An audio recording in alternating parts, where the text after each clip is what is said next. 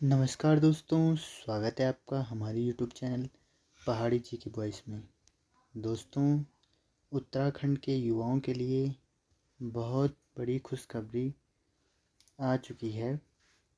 दोस्तों, यूके त्रिपरसी द्वारा कनिक सहाय की विज्ञप्ति जारी कर दी गई है, जिसमें उत्तराखंड के युवाओं के लिए बहुत बड़ी खुशखबरी है। अगर वो इस एग्ज़ाम की तैयारी करना चाहते हैं तो मैं आपको इस वीडियो के माध्यम से बताऊंगा कब से इस परीक्षा के आवेदन शुरू होंगे, कब इसकी अंतिम तिथि है और किस प्रकार की इसमें योग्यता चाहिए होती है, कितने इसमें पद हैं। इस सभी जो जानकारी है इस वीडियो के द्वारा मैं आपसे साझा करूंगा। तो चलते हैं, आपकी इस विज्ञप्ति के बारे में जानकारी देते हैं आपको। तो दोस्तों, उत्तराखंड अधीनस्थ सेवा चयन आयोग द्वारा माननीय उच्च न्यायालय नैनीताल के अधीनस्थ न्यायालयों, सिविल न्यायालयों एवं कुटुंब न्यायालयों में समूह गौवसीधी भर्ती के माध्यम से खनिज सहायक के रिक्त 259 पदों तथा स्टेनोग्राफर ग्रेड फर्स्ट व्यक्तिक सहायक के रिक्त 139 पदों अर्थात कुल 398 रिक्त पदों पर चयन हेतु विज्ञापन ये निकाला गया है। ठीक है, इसमें आपके 139 व्यक्तिक सहायक के पद हैं। ठीक है, और कनिक सहायक के 259 पद आपके इसमें रिक्त हैं। कुल मिलाकर 398 पदों पर ये भर्ती निकाली गई है, जिसके जो विज्ञापन प्रकाशन की तिथि है, तो इसका जो विज्ञापन जो प्रकाशन की तिथि है वो है आपका 15 जून 2026। ठीक है, जो कि आज है। इसका विज्ञापन आ चुका है और ऑनलाइन आवेदन करने की जो प्रारंभिक तिथि है 22 जून से 2026 से इसके ऑनलाइन आवेदन शुरू हो गए हैं और ऑनलाइन आवेदन करने की जो अंतिम तिथि है 6 जुलाई 2026 को इसके अंतिम ऑनलाइन फॉर्म भरने की तिथि है। दोस्तों, अगर आप उत्तराखंड के एग्ज़ाम की तैयारी कर रहे हैं तो ये भर्ती आपके लिए बहुत महत्वपूर्ण है। अगर आप इस भर्ती के लिए आवेदन करना चाहते हैं तो इसके आवेदन 22 जून को शुरू होंगे। तो 22 जून तक आप अपने फॉर्म ज़रूर भरना, 22 जून से। ठीक है, और अंतिम तिथि इसकी 6 जुलाई 2026 को है। ऑनलाइन आवेदन पत्र में संशोधन करने की जो तिथि है वो 8 जुलाई और से 10 जुलाई तक है। मतलब अगर आपके फॉर्म भरने में कोई त्रुटि हो जाती है तो उस त्रुटि को सुधारने के लिए आपको 8 से 10 जुलाई की तिथि दी जाएगी। ठीक है, जो इसकी लिखित परीक्षा होगी इसके बाद, तो जो इसकी लिखित परीक्षा होगी वो आपकी 23 अगस्त 2026 में होगी। लेकिन यहाँ पे लिखा है अनंतिम तिथि, मतलब ये कंफर्म नहीं है, ये बढ़ भी सकती है और घट भी सकती है। लेकिन 23 के बाद अगर दे रखा है तो ये बढ़ ही सकती है, घटने का तो कोई चांस नहीं है इसमें। ठीक है, 23 अगस्त के बाद अगस्त में भी हो सकता है और नवंबर में भी हो सकता है, इससे आगे कभी भी हो सकता है। ठीक है, उत्तराखंड जो अधीनस्थ सेवा चयन आयोग द्वारा जो ये विज्ञप्ति निकाली गई है, इसमें इस प्रकार के जानकारी है कि सेवा चयन आयोग द्वारा माननीय उच्च न्यायालय नैनीताल उत्तराखंड के अधीनस्थ न्यायालयों, सिविल न्यायालयों एवं कुटुंब न्यायालयों के अंतर्गत खनिज सहायक, इसमें एक खनिज सहायक की भर्ती है तथा स्टेनोग्राफर ग्रेड 1, ठीक है, व्यक्तिक सहायक के समूह गौ के रिक्त 398 पदों पर सीधी भर्ती द्वारा चयन हेतु ऑनलाइन आवेदन पत्र आमंत्रित किए जाते हैं। ठीक है, इसमें आप जो आवेदन करोगे वो ऑनलाइन माध्यम से करोगे। इच्छुक अभ्यर्थी आयोग की वेबसाइट, ठीक है, अगर आपको ये फॉर्म भरना है तो आपको आयोग की वेबसाइट www.ssc.uk.gov.in पर दिनांक 6 जुलाई 2026 तक ऑनलाइन आवेदन कर सकते हैं। 6 जुलाई 2026 तक ही आवेदन कर सकते हैं, क्योंकि ये इसकी अंतिम तिथि है। ठीक है, तो दोस्तों इससे पहले पहले आप आवेदन कर लेना। ठीक है, अभ्यर्थी को अपने नाम व जन्मतिथि के सत्यापन हेतु ऑनलाइन आवेदन पत्र, हाई स्कूल का प्रमाण पत्र के साथ साथ अपने आधार कार्ड के दोनों तरफ की छाया प्रति अपलोड करना अनिवार्य होगा। ठीक है, अगर आप ये ऑनलाइन फॉर्म भरते हो तो इसके लिए आपको 10वीं की मार्कशीट चाहिए होगी। ठीक है, और आपको आधार कार्ड चाहिए होगा। ठीक है, और तो फ़ोटो वगैरह तो चाहिए होती है, सिग्नेचर वगैरह, वो तो आपको फॉर्म में पता चल जाएगा। इसके अतिरिक्त अभ्यर्थी को अपने ऊर्ध्वाधर एवं क्षैतिज आरक्षण से संबंधित अगर कोई मतलब आरक्षण श्रेणी से बिलोंग करता है तो उसको उसका प्रमाण पत्र अपलोड करना अनिवार्य होगा। रिक्त पदों का संक्षिप्त विवरण इस प्रकार है। इसमें कितने पद हैं और किस किस पद पर भर्ती हो रही है, किस पद में कितने पदों की संख्या है और कितना इसका वेतनमान है, तो वो मैं आपको एक एक कर क्रम संख्या से बता रहा हूँ। ठीक है, तो इसमें क्रम संख्या है, ये है आपका पद नाम, विभाग का नाम है, ये इनका वेतनमान है, ये पदों की संख्या है। ठीक है, तो जो कनिष्ठ सहायक सिविल न्यायालय में जो विभाग में जो पद है उसका जो वेतनमान है वो है 21,700 से 69,100 तक। ठीक है, ये लेवल 3 की पोस्ट है। ठीक है, इसमें पदों की संख्या 230 है। ठीक है दोस्तों, अगर अभी मैं आपको एलिजिबल क्राइटेरिया बता दूंगा इसका, तो एलिजिबल अगर आप इस पोस्ट के लिए होंगे तो इसके लिए आप आवेदन ज़रूर करना। अगली पोस्ट है कनिष्ठ सहायक कौटुंबिक न्यायालय में जो आपका वेतनमान है वो 21,700 से 69,100 तक है। ये भी लेवल 3 की पोस्ट है। ठीक है, ये भी लेवल 3 की पोस्ट है और इसमें जो पदों की संख्या है ये 29 है। अगला जो पद है इसमें अशुलिपिक ग्रेड फर्स्ट व्यक्तिक सहायक सिविल न्यायालय में है। इसकी जो वेतनमान है वो है 29,200 रुपये से 92,300 तक। ये लेवल 5 की पोस्ट है। ठीक है, इसकी जो पदों की संख्या है वो 128 है। जो अगला अशुलिपिक ग्रेड फर्स्ट व्यक्तिक सहायक कौटुंबिक न्यायालय में है तो उसका 44,900 से और 1,42,400 तक वेतनमान है। ये लेवल 7 की पोस्ट है। ठीक है, इसमें आपके 11 पद हैं। ये टोटल मिला के आपके 398 टोटल पद हो रहे हैं। ठीक है दोस्तों, पदों की संख्या ठीक है। आप अगर अच्छे से तैयारी करेंगे तो ये आपके लिए बहुत सफल साबित हो सकता है ये विज्ञप्ति।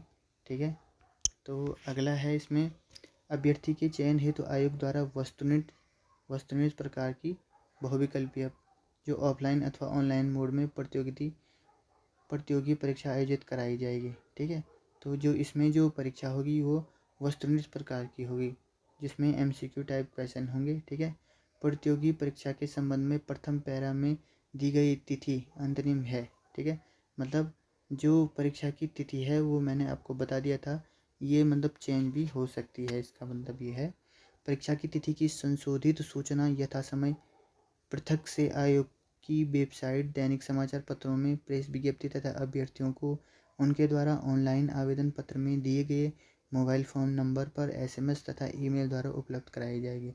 अगर प्रेस विज्ञप्ति में जो आयोग द्वारा जो संशोधन होता है अगर परीक्षा तिथि में, तो वो इस प्रकार से उन्हें मोबाइल फ़ोन से, SMS से, ईमेल से और न्यूज़पेपर से और आयोग की वेबसाइट से उनको बताया जाएगा। ठीक है, अभ्यर्थी अपना प्रवेश पत्र ये वेबसाइट से डाउनलोड कर सकते। जो आयोग की वेबसाइट है UK SSC.gov.in, तो इसे डाउनलोड कर सकते हैं।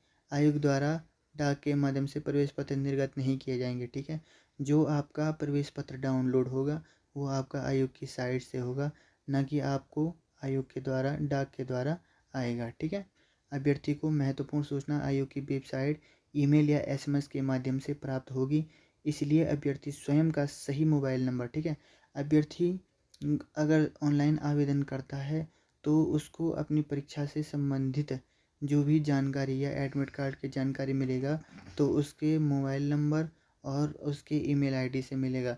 इसलिए आप अपना सटीक मोबाइल नंबर और सटीक ईमेल आईडी डालना, जिससे आपको समय समय पर सूचना आयोग द्वारा मिलती रहे। आयोग द्वारा सभी सूचनाएं जो हैं आयोग की वेबसाइट पर प्रकाशित है, ठीक है। इसलिए अगर आप फॉर्म भर देते हो तो भरने के बाद अगर आपको कुछ भी जानकारी इसकी पता करनी है तो आप रेगुलर आयोग की वेबसाइट को चेक करते रहो, ठीक है। अतः आवश्यक है कि अभ्यर्थी चयन प्रक्रिया के संबंध में जानकारी यथा परीक्षा कार्यक्रम प्रवेश पत्र इत्यादि के लिए आयोग की वेबसाइट, ठीक है, मैंने अभी बताया था आपको, ये आयोग की वेबसाइट से अगर आपको कुछ भी जानकारी चाहिए तो वो आपको आयोग की वेबसाइट पर सटीक जानकारी प्राप्त होगी, ठीक है। अगला है इसमें ये एक इम्पोर्टेंट नोट्स है, अभ्यर्थी को ऑनलाइन आवेदन जो पत्र है, पत्र के निर्धारित स्तंभ में वरीयता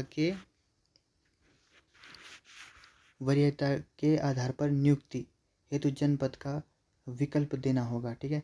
ये कह रहा है कि अभ्यर्थी को ऑनलाइन आवेदन पत्र के निर्धारित स्तंभ में वरीयता के आधार पर नियुक्ति हेतु जनपद का विकल्प देना होगा, ठीक है। चयन उपरांत उन्हें विकल्प के आधार पर अभ्यर्थी की मेरिट व संबंधित जनपद में रिक्त के अध्याधीन नियुक्त किया जाएगा। उक्त विकल्प अपरिवर्तनीय होगा, ठीक है। अगर आपको मतलब आपकी पोस्टिंग जहाँ चाहिए, जिस ज़िले में चाहिए आपको, तो वो फॉर्म में आपको सेलेक्ट करना होगा। तो मेरिट के हिसाब से आपका जो पोस्टिंग होगी उस ज़िले में उस हिसाब से होगी। तो इसलिए आप अपने अगर आप घरेलू ज़िले में करना चाहते हो तो उसमें डाल देना, या बाहरी ज़िले में डालना चाहते हो तो उसमें डाल देना। ये साफ साफ लिखा है कि ये अपरिवर्तनीय होगा। अगर आपने एक बार इसमें डाल दिया तो ये फिर चेंज नहीं होगा, ठीक है। पदों का जो विवरण है, उत्तराखंड अधीनस्थ सेवा चयन आयोग को प्रेषित उपलब्ध कराए जाने वाले अधियाचनों में रिक्तियों की गणना एवं आरक्षण की पूर्ति की जिम्मेदारी पूर्णतः संबंधित विभाग की है, ठीक है। इसमें जितनी भी रिक्तियां हैं, पदों का जो विवरण है, ये सब इस विभाग का है जिनने ये भर्ती निकाली है, ठीक है। इस विज्ञापन में कुल विज्ञप्ति पदों पर उनके सापेक्ष लंबवत व क्षैतिज आरक्षण के अंतर्गत पदों की संख्या व विभिन्न श्रेणी उपश्रेणियों का उल्लेख संबंधित विभाग द्वारा उपलब्ध कराए गए अधियाचन में दिए गए विवरण के अनुसार ही किया गया है, ठीक है। उत्तराखंड शासन के क्षैतिज व ऊर्ध्वाधर आरक्षण संबंधित नवीनतम अधिनियमों, अध्यादेशों, नियमों, शासन आदेशों में निर्धारित नीति निर्देशों के अनुरूप अनारक्षित आरक्षित रिक्तियों की संख्या में संशोधन परिवर्तन हो सकता है तथा विज्ञप्ति जो रिक्तियों की कुल व श्रेणी संख्या घट और बढ़ भी सकती है। मतलब जो आपका ये फॉर्म भरा जाएगा इसमें 398 पोस्ट हैं, ठीक है। तो ये आपका घट भी सकता है और बढ़ भी सकता है, ठीक है। इसलिए आप अपनी तैयारी पे ढंग से जुट जाओ। रिक्त का विवरण निम्नानुसार है, ठीक है। तो सबसे पहले आपका जो इसमें रिक्तियां आई हैं उसमें किस श्रेणी के लिए कितने पद हैं और कितना इसमें क्या क्या सिस्टम है, ठीक है। इसमें जो पदनाम है वो कनिष्ठ सहायक उप पद कोड ये है आपका सिविल न्यायालय में, ठीक है। ये आपका नोट कर देना इसको। पद कोड 133 कुल पद हैं 230, ठीक है, कनिष्ठ सहायक के लिए हैं, ये सिविल न्यायालय हेतु, ठीक है। पदनाम जनपद का नाम जो है ये इसमें दिया गया कनिष्ठ सहायक अल्मोड़ा के लिए, ठीक है। तो अल्मोड़ा में जो रिक्त पद हैं, ठीक है, तो ये है अनुसूचित जाति के लिए 3, अनुसूचित जनजाति के लिए 1, ठीक है, अन्य पिछड़ा वर्ग के लिए 1, ठीक है। और ये इस प्रकार से अनारक्षी वगैरह के लिए पूरी इतनी सीटें इसमें दी गई हैं, ठीक है।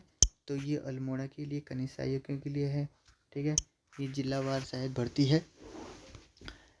और कनिष्ठ सहायक बागेश्वर में है, तो बागेश्वर में एक पोस्ट आपका अनुसूचित जाति के लिए है और एक अनारक्षी के लिए 6 पोस्टें हैं आपकी। अनुसूचित पिछड़े वर्ग के लिए एक पोस्ट है, ठीक है। अगला है आपका चमोली में 3 पोस्ट हैं, ठीक है। और ये एक पोस्ट आपका अनुसूचित जनजाति में, पिछड़े वाले में 1 पोस्ट है और 7 अनारक्षी के लिए पोस्टें हैं।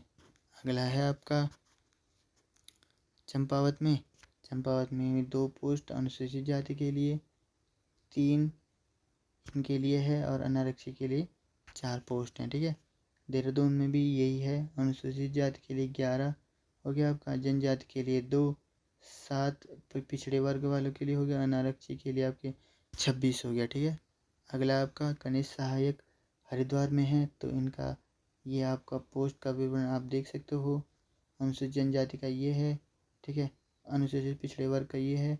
अनारक्षी का आपका 24 पद हैं, ठीक है। अगला फिर नैनीताल के लिए है। नैनीताल में अनुसूचित जाति के लिए 5 पोस्टें हैं, अनुसूचित जनजाति के लिए 1 है, अनारक्षी के लिए आपका 15 है और पिछड़े वर्ग के लिए आपका 4 है, ठीक है। और फिर पौड़ी गढ़वाल के लिए है। पौड़ी गढ़वाल में 2 पोस्ट अनुसूचित जाति के लिए हैं, जनजाति में 1 है, पिछड़े वर्ग में 2 हैं, अनारक्षी में 4 हैं। अगर आप पिथौरागढ़ में अनुसूचित जनजाति में इसमें पोस्ट नहीं है, अनुसूचित जनजाति में भी नहीं है, अनुसूचित जाति में भी नहीं है, ठीक है। इसमें पिछड़े वर्ग में 2 पोस्ट हैं और इसमें जो अनारक्षी के लिए 5 पोस्ट हैं, ठीक है। तो पिथौरागढ़ में अनुसूचित जनजाति में और अनुसूचित जाति में पोस्ट नहीं है। कनिष्ठ सहायक रुद्रप्रयाग, तो रुद्रप्रयाग में जो आपकी पोस्ट हैं अनुसूचित जाति में तो है नहीं, अनुसूचित जनजाति में भी नहीं है, ये रिक्त हैं। पिछड़े वर्ग में 1 पोस्ट है और अनारक्षी के लिए 4 हैं, ठीक है। तो अगला है इसमें आपका फिर टिहरी में भी उसी प्रकार से है, 3 पोस्ट, 1 पोस्ट, 3 पोस्ट हैं। उधम सिंह नगर में भी आपका 5 हो गया, 1 हो गया, 3 हो गया, फिर इसमें भी 3 है, अनारक्षी के लिए 20 हो गया, ठीक है। और कनिष्ठ सहायक उत्तरकाशी में 1, 1, 1 और 2 अनारक्षी के लिए हैं, ठीक है। टोटल मिला के ये कितने हो गए 230 पोस्ट, ठीक है। ये किसके लिए पोस्ट है, ये कनिष्ठ सहायक न्यायालय में है ये, ठीक है। वेतनमान मैंने आपको इनका बता दिया था, लेवल 3 की पोस्ट है, ठीक है। बहुत अच्छा, इसमें लेवल 3 की पोस्ट है ये। आयु सीमा 21 से 35 वर्ष तक वाले ही इसमें आवेदन कर सकते हैं, ठीक है। पद का जो स्वरूप होगा वो आपका अराजपत्रित, अस्थाई, अस्थाई और अंशदायी पेंशन युक्त है ये, बिल्कुल, ठीक है।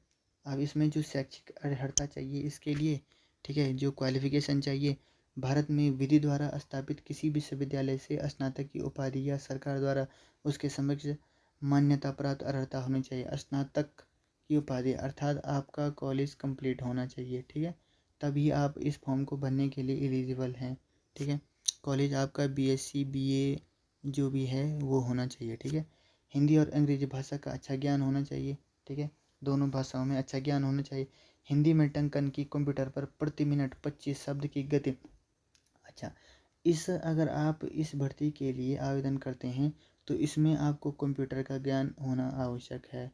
हिंदी टाइपिंग में आपको 25 वर्ड पर मिनट होने चाहिए और अंग्रेजी में 30 वर्ड पर मिनट आपको होने चाहिए।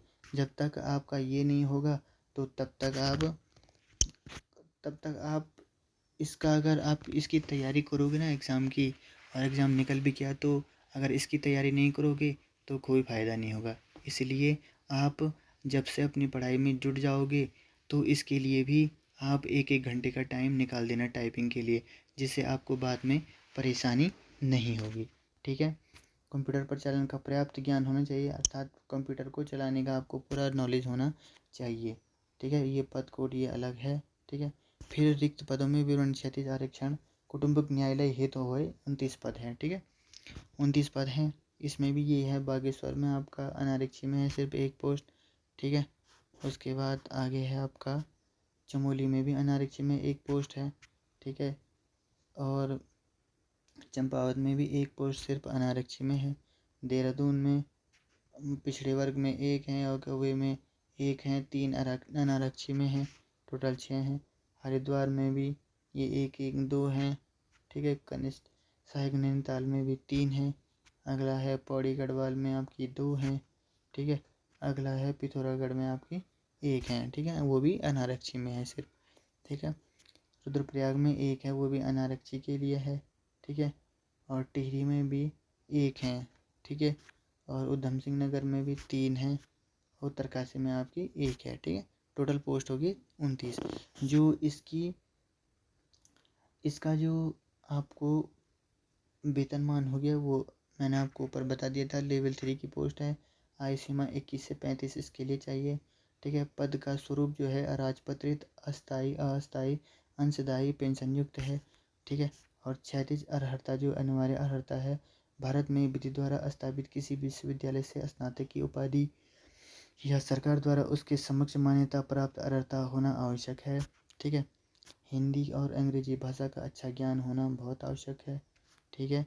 और इसमें भी आपको हिंदी और अंग्रेजी में टाइपिंग का नॉलेज और कंप्यूटर का पूर्ण ज्ञान होना बहुत ही आवश्यक है। अगर आपको कंप्यूटर का ज्ञान नहीं है तो आपको बहुत ही दुगनी मेहनत करनी पड़ेगी एग्ज़ाम क्वालिफाई होने के बाद। और अगर आपको नॉलेज है तो बहुत अच्छी बात है, आपको कम मेहनत करनी पड़ेगी। और अगर आप अभी से भी इसके लिए पूरी तैयारी करते हो तो आपको फिर बाद में ज़्यादा प्रॉब्लम नहीं होगी एग्ज़ाम निकलने के बाद, ठीक है। अगला है इसमें आप अगला जो रिक्त पद हैं वो आपका स्टेनोग्राफर ग्रेड फर्स्ट और व्यक्तिक सहायक का है, ठीक है। और अभी मैं अगर इसको बनाता चलूँ तो ये वीडियो बहुत बड़ी हो जाएगी, इसलिए मैं ये स्टेनोग्राफर का आपको सेकंड पार्ट में बता दूंगा। अगर आप लोग कमेंट करोगे इसके लिए क्या क्या एलिजिबिलिटी हैं, क्या क्या इसमें क्राइटेरिया है, कितनी इसमें पोस्ट है, क्या क्या क्वालिफ़िकेशन चाहिए, ठीक है, कितना इसमें वेतनमान है, कितने इसमें पद हैं, किस डिस्ट्रिक्ट में कितने पद हैं, ये सभी जानकारी मैं आपको अगली वीडियो के माध्यम से बताऊँगा, ठीक है। अगर आपको वीडियो अच्छी लगी तो इस वीडियो को लाइक शेयर सब्सक्राइब ज़रूर करना। धन्यवाद।